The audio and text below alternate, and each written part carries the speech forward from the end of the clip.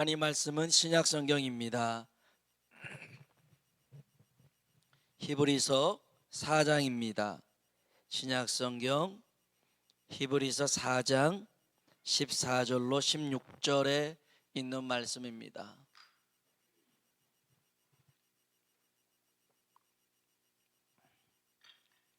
히브리서 4장 14절로 16절에 있는 말씀을 우리 같이 한번 합독해서 읽어보도록 하겠습니다. 읽어볼까요? 그러므로 우리에게 큰 대제사장이 계시니 승천하신 이 곧 하나님의 아들 예수시라. 우리가 믿는 도리를 굳게 잡을지어다. 우리에게 있는 대제사장은 우리의 연약함을 동정하지 못하실 리가 아니요 모든 일에 우리와 똑같이 시험을 받으시니로되 죄는 없으시니라. 그러므로 우리는 긍휼하심을 받고 때를 따라 돕는 은혜를 얻기 위하여 은혜의 보좌 앞에 담대히 나아갈 것이니라. 아멘. 아멘. 여러분, 이 자리가 은혜의 자리인 줄로 믿습니다.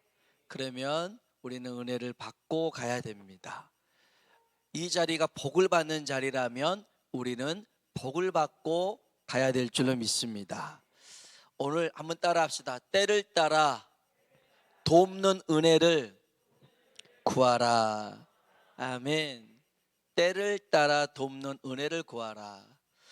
옥스퍼드 의과대 연구팀이 하나 이렇게 연구를 한 게 있었어요. 그리고 이제 보고를 하는데 갓난 아이들은 하루에 400번 내지 500번을 웃는다고 합니다. 그러니까 아이들은 정말 잘 웃어요. 그런데 아이가 성장하면서 이제 장년이 되면 잘 안 웃습니다. 그 갓난아이 때 400번 500번 웃었던 아이가요, 장년이 돼서는 몇 번이나 하루에 웃는 줄 아십니까? 20번 내지는 30번 밖에 안 웃어요. 아마 여기 중에는 오늘 하루도 한 번도 안 웃는 분 계실 수도 있어요. 큰일 나는 거예요. 웃어야 돼요. 웃어야 돼요. 근데 왜 이렇게 웃음이 줄었을까를 조사해 보니까 가장 큰 이유가 불안하기 때문에 그러더라는 거예요. 불안하기 때문에. 불안하면 웃음이 사라져요. 기쁨이 사라져요. 부활하신 주님이 제자들을 만나서 맨 처음 하셨던 것은 너희에게 평안이 있을지어다. 오늘 저와 여러분에게 평안이 있길 주의 이름으로 축복합니다. 그리고 주님이 주시는 그 기쁨이 우리 가운데 회복되어지길 원합니다. 사람들은 어떤 일을 결정할 때에 모르겠습니다. 저희 이제 어렸을 때는 막 고무신도 던져보기도 하고 또 여기다가 침을 뱉어서 튀기기도 하고 다 그래 봤잖아요. 또 가위바위보 하면 막 이렇게 해가지고 보이지도 않았는데 별것도 없는데 이렇게 막 했던 그런 기억들도 있어요. 해봤잖아요. 나 손도 이렇게 딱 해보고 그냥 내면 될 것인데 왜 그렇게 이제 좀 하는지 워밍업 하는지 모르겠지만 종종 사람들은 자기 운명을 주사위를 던질 때가 있습니다. 그래서 어떤 숫자가 나오냐에 따라서 자기 운을 결정하죠. 우리도 그러잖아요. 4자 들어가는 건 별로 안 좋아하잖아요. 그래서 엘리베이터에도 4층, 요즘은 4층 쓰지만 전에는 4층 안 쓰고 뭐 F 이렇게 쓰기도 하고 그냥 바로 그냥 넘어가 버리기도 하고 그랬는데, 우리나라의 그 사자성어 중에 운칠기삼이라는 말이 있잖아요. 운이 7할이고 그 다음에 재주 이런 실력이 3할 이런 말들이 있어요. 그러니까 세상 일이 능력보다는 운인 것 같다 이런 말들을 종종 하는 사람들이 있습니다. 신기한 게 뭐냐면 주사위는요 1부터 6까지 숫자가 새겨져 있는데 이 정사각형이 입체적으로 적혀 있습니다. 재밌는 것은요 숫자가 서로 마주보고 있다라는 것입니다. 그래서 맨 위에 숫자가 1이 나오잖아요. 그러면 마주보는 숫자 바닥의 숫자는 몇이냐면 6이 되어 있습니다. 그리고 맨 위의 숫자가 2가 뜨잖아요. 그럼 바닥은 5가 되어 있습니다. 그리고 맨 위의 숫자가 3이 있으면 바닥은 4가 되어 있습니다. 이렇게 다 뭘 만드냐면 7을 만들고 있습니다. 7이 럭키 세븐이잖아요. 행운의 숫자잖아요. 그래서 주사위를 던진다고 하는 것은 나한테 이런 행운이 왔으면 좋겠다 하는 그런 바람이 있는 것이지요. 그러나 여러분, 우리는 압니다. 특별히 예수님 믿는 우리는 더 잘 아는 게 뭐냐면 세상은 운으로 움직여지는 게 아니라 하나님의 계획으로, 하나님의 섭리로 움직여지는 줄로 믿습니다. 하나님은 세상을 만드신 창조주이시고 그것을 다스리시는 주관자인 줄로 믿습니다. 만물을 하나님의 말씀대로 움직이시고 하나님의 뜻대로 이루어 가십니다. 그래서 역사의 주인, 역사의 주관자, 우리는 뭐 역사를 쓸 때에 늘 승자가 기록한다라고 얘기하지만 그렇지 않습니다. 모든 역사를 다스리시는 분은 하나님이신 줄로 믿습니다. 이 하나님이 우리에게 약속하신 게 있습니다. 이사야 43장 1절에 이렇게 약속합니다. 야곱아, 너를 창조하신 여호와께서 지금 말씀하시느니라. 하나님이 지금 말씀하신대요. 이스라엘아, 너를 지으신 이가 말씀하시느니라. 여러분, 하나님이 우리를 만드시고 지으신 걸 믿으십니까? 그러면 여러분이 이 음성을 들으십시오. 뭐라고 하냐면 너는 두려워하지 말라. 내가 너를 구속하였고 구원했더라는 뜻입니다. 내가 너를 지명하여 불렀나니, 한번 따라합시다. 너는 내 것이라. 아멘. 하나님이 우리 보고 너는 내 것이야 말씀해 주십니다. 이 하나님이 이사야 41장 10절에는 이렇게 말씀하십니다. 두려워하지 말라. 내가 너와 함께합니다. 놀라지 말라. 나는 내 하나님이 됨이라. 내가 너를 굳세게 하리라. 참으로 너를 도와주리라. 참으로 나의 의로운 오른손으로 너를 붙들리라. 하나님은 우리를 만들어 놓고 내팽개치신 분이 아닙니다. 여러분, 부모가, 엄마가 자식을 낳고 낳은 걸로 끝내고 내팽개쳐 버리지 않잖아요. 기르지 않습니까? 젖을 먹이고 또 기저귀를 갈고 재우고 먹이고 하면서 기릅니다. 하나님도요, 우리가 구원받아서 끝이 아니라 구원받은 우리를 지켜주시고 보호하여 주시고 인도하신 줄로 믿습니다. 하나님이 이걸 약속하셨어요. 두려워하지 말라, 놀라지 말라. 내가 너와 함께함이라. 내가 너를 도와주리라. 나의 의로운 오른손으로 붙잡아 주리라. 이렇게 말씀하신 하나님은요, 우리의 형편과 처지를 잘 알고 계신 주님이십니다. 여기 한번 15절을 볼까요? 15절 같이 한번 읽어봅시다. 우리에게 있는 대제사장은 우리의 연약함을 동정하지 못하실 이가 아니요 우리와 똑같이 시험을 받으신 이로되 죄는 없으시니라. 아멘. 우리에게 있는 대제사장이 누구냐? 14절에 보니까 그러므로 우리에게 큰 대제사장이 계시니 승천하신 이 곧 하나님의 아들 누구라? 예수시라. 아멘. 아멘. 대제사장의 역할은요, 백성들의 죄를 가지고 와서 하나님 앞에 용서를 구하는 이런 중보의 역할을 하는 이가 대제사장입니다. 그런데 사실은 대제사장도요, 자기의 죄에서 자유로울 수가 없어요. 모든 사람이 다 죄인이단 말이에요. 그래서 백성들의 죄만이 아니라 자기의 죄를 안고도 나아가기도 하지요. 그러나 우리 예수님은요, 죄가 없으신 분인데 더 놀라운 사실은 우리의 연약함을 알고 계시는 분이라는 것입니다. 우리 형편을 알아요. 나의 처지를 알아요. 나의 상황을 알아요. 제가 잠깐 무슨 드라마를 봤어요. 수룹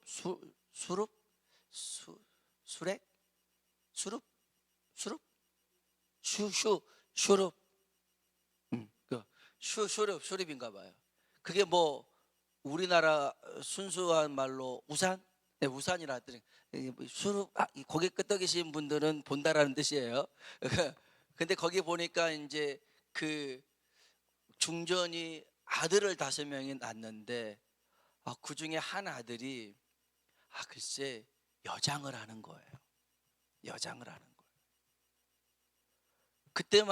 그때만 해도 조선시대에 여장을 하면, 남자 여장을 하면 그것도 대군이 왕손이 그러면 죽어야 되는 그런 거였거든요. 그런데 그 아들을 낳은 거죠. 근데 정적들을 항상 그런 것들을 어떻게 잘 알고 그걸 잡으려고 오는 순간에 그 어머니가 이제 시켜서 불을 내고 흔적을 없애버립니다. 그것을 안 이 아들이 엄마한테 와서 따져요. 나 그 모습 봤잖아요. 봤으면서 어떻게 그걸 다 없애버릴 수 있어요? 막 그래요. 근데 이 엄마가요, 그 아들 불러서 밖에 나가서 그 여장 옷을 입히고 화장을 해가지고 그림을 그려줍니다.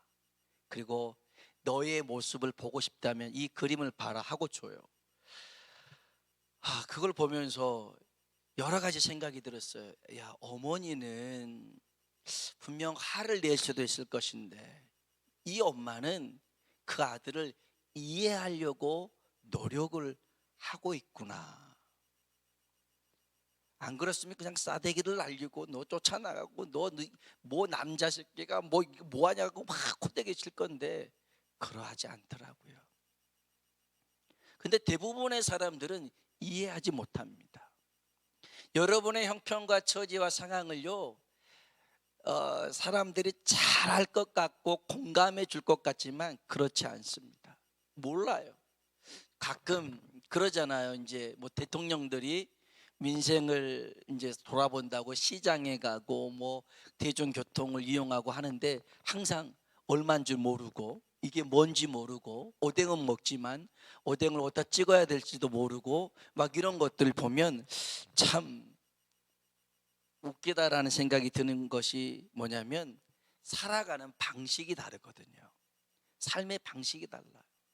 그런 류의 사람들은 한 번도 해보지 않았던 일이니까 어려워하는 거예요. 무슨 말 하고 싶냐면 하나님은요, 천지 만물을 창조하신 하나님은 우리의 모든 형편과 사정을 잘 아신다는 겁니다. 왜냐하면 겪어보셨거든요. 아파 보셨거든요. 힘들어 보셨거든요. 그래서 우리가 겪고 앓고 있는 문제들을 다 동정하셨다, 공감하셨다, 같이 아파 보셨다는 것입니다. 그 주님이 오늘 뭐라고 우리에게 일러주고 있냐면 16절 보십시오. 16절 한번 읽어봅시다. 그러므로 우리는 긍휼하심을 받고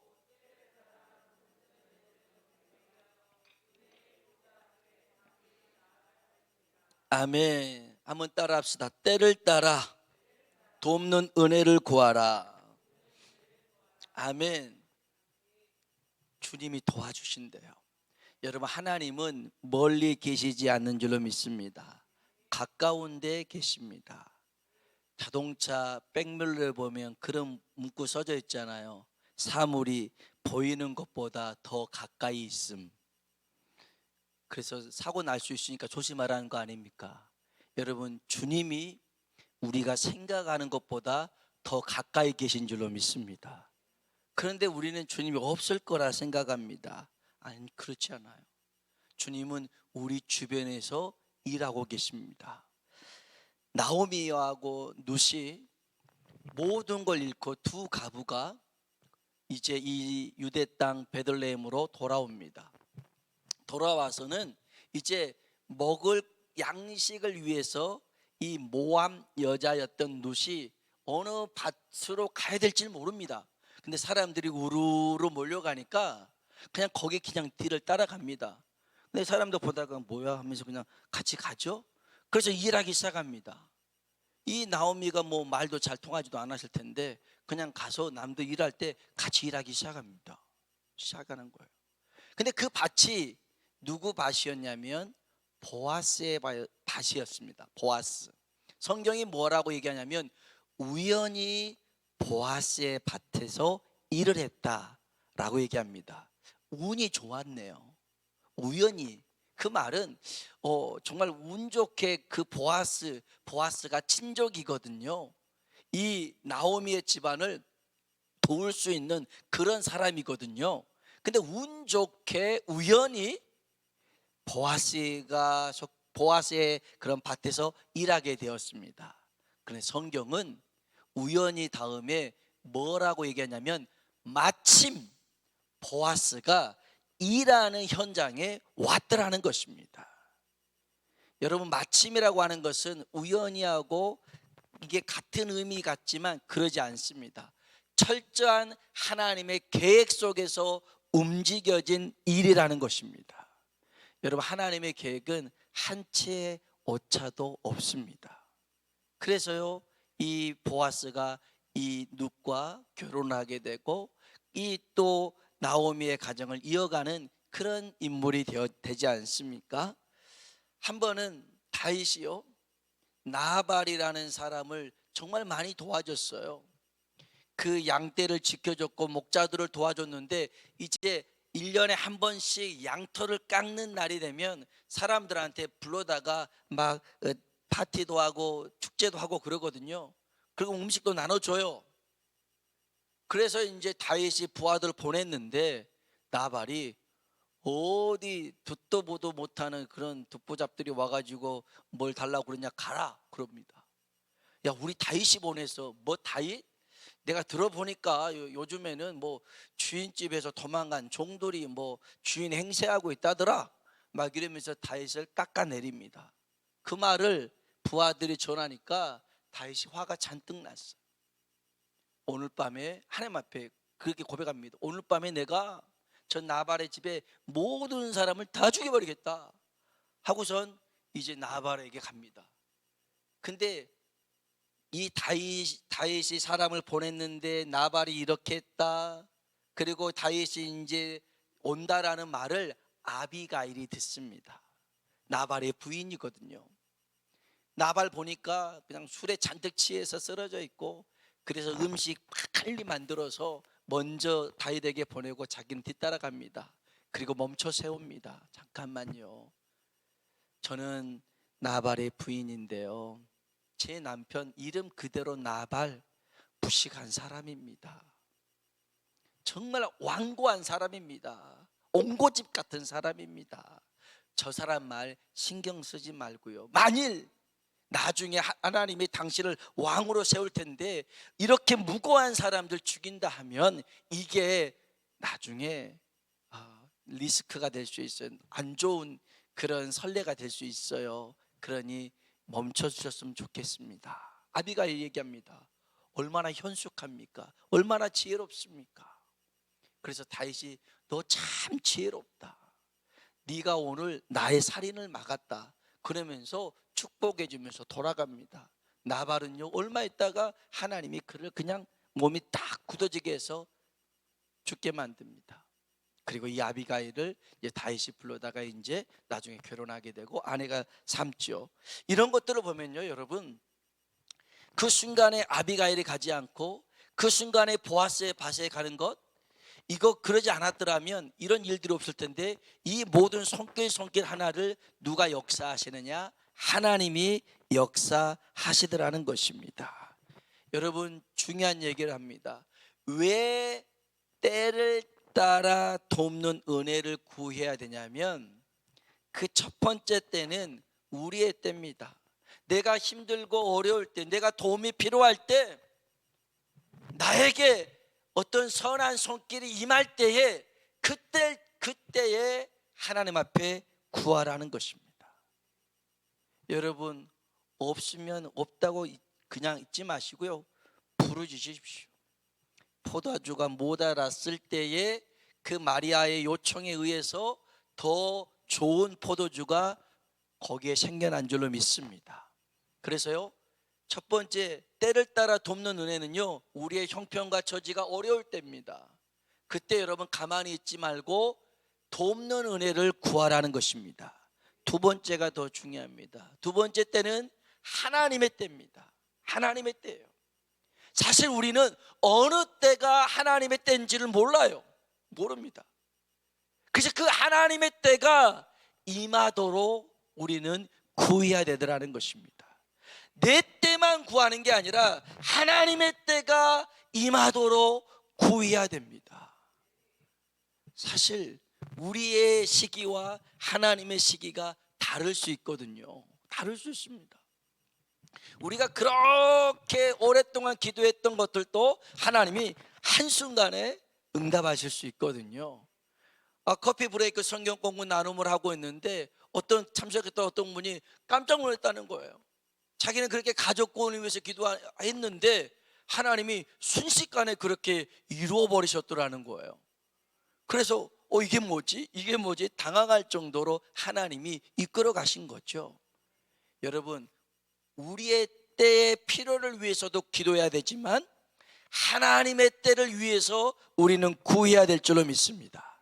성경 한번 봅시다. 에스라입니다. 구약 성경 느헤미야 뒤에 있습니다. 느헤미야 앞에 있습니다. 에스라입니다. 구약 성경 711쪽에 있습니다.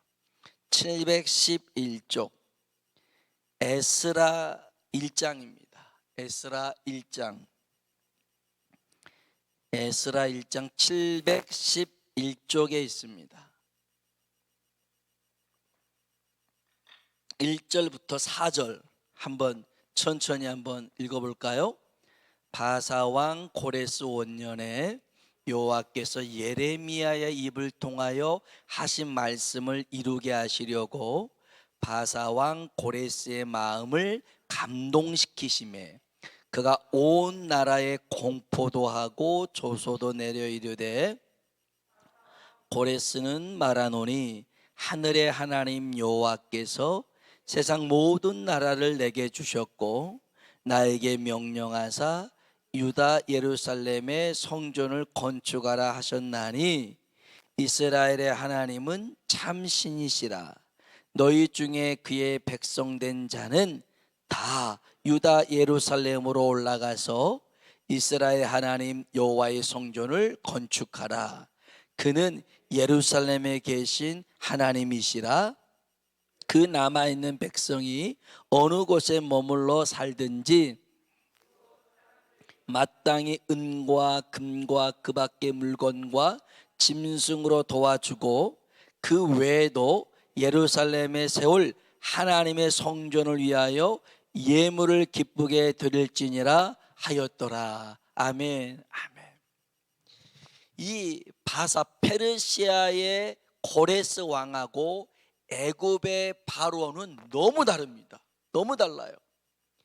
애굽의 바로는 처음 이스라엘 사람들, 히브리 사람들이 들어갈 때는 요셉에 의해서 굉장히 조력자로 들어갔는데 시간이 지나서는 노예가 돼버렸어요. 그래서 모세를 통해서 이스라엘 백성들을 나오게 해라, 그 말 안 듣잖아요. 그래서 10번의 재앙을 통해서 그제서야 나오게 되었는데, 여기 이 페르시아 바사의 고레스 왕은 사실은 하나님을 안 믿는 사람이었는데, 하나님이 여기 1절에 보니까 어떤 말씀이 있냐면 바사 왕 고레스의 마음을 감동시켰어요. 할렐루야. 하나님이 이 고레스의 마음을 감동시킵니다. 왜 감동시켜요? 1절 보면 바사왕 고레스 원년에 여호와께서 예레미야의 입을 통하여 하신 말씀을 이루게 하시려고. 아멘. 하나님의 말씀, 하나님의 약속, 하나님의 뜻을 이루기 위해서 고레스를 사용하셨어요. 여러분, 오늘 우리가 하나님의 뜻을 구할 때 하나님은 주변에 있는 사람들을 들어서 일하시기 시작하신 줄로 믿습니다. 시작하십니다. 전혀 상상도 못했고 너무너무 의외의 사람인데 하나님이 그를 들어서 니들 다 가가지고 예루살렘에 가서 성전 지어라, 성전 지어라, 금은보화 다 가져가라 하면서 보내줍니다. 여러분, 이 사람들 포로로 잡혀온 사람들이잖아요. 노예처럼 부려먹는 사람들입니다. 그냥 직원들 다 이제 공짜로 그냥 썼던 인들인데 그냥 다 보내주면 이제는 자기가 그 일을 해야 되는 이런 사장이 어떻게 그렇게 할 수 있겠어요? 그런데 그 모든 일들을 하게끔 합니다. 왜요? 하나님이 그 마음을 감동케 하셨어요. 진짜 하나님만이 유일하신 하나님임을 그 마음속으로 깨닫게 해주셨어요. 뿐만 아니라 고레스만이 아니라 5절 한번 볼까요? 5절 한번 같이 한번 읽어봅시다. 이에 유다와 베냐민 족장들과 제사장들과 레위 사람들과 그 마음이 하나님께 감동을 받고 올라가서 예루살렘의 여호와의 성전을 건축하고자 하는 자가 다 일어나니. 아멘. 하나님이 백성들의 마음도 감동을 시키셨어요. 하나님이 마음을 움직이시면 되는 줄로 믿습니다. 됩니다.